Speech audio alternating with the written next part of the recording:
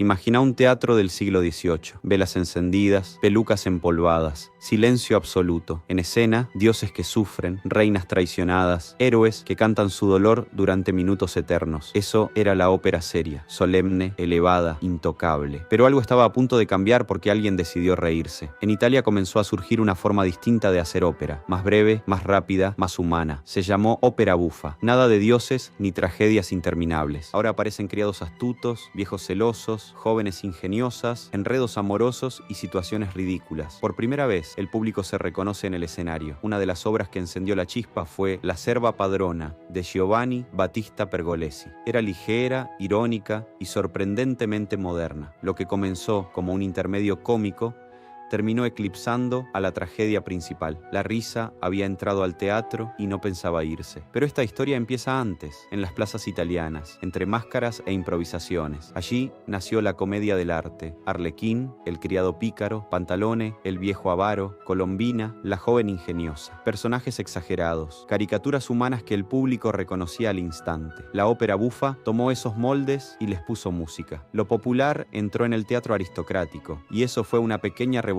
cultural. Décadas después, el género alcanzó su punto máximo con El barbero de Sevilla, de Gioachino Rossini. Fígaro no es un héroe trágico, es un barbero brillante y rápido que manipula a todos con inteligencia y energía. La orquesta repite frases, acelera, acumula tensión y de pronto estalla. Eso es comedia construida con sonido. No es improvisación, es arquitectura musical del humor. Pero la ópera bufa hizo algo más profundo que provocar carcajadas. Se burló del poder, ridiculizó la autoridad y mostró que el criado podía ser más inteligente que su amo. En pleno siglo XVIII, eso no era inocente, era una forma elegante de cuestionar el orden social. La música académica dejó de mirar solo a los dioses y empezó a mirar a las personas. Cada vez que en una obra musical alguien engaña con picardía, cada vez que una orquesta acompaña una situación absurda, ahí está la huella de la ópera bufa. Una rebelión que no gritó, que no hizo discursos grandilocuentes, sino que eligió sonreír, y con esa sonrisa cambió la historia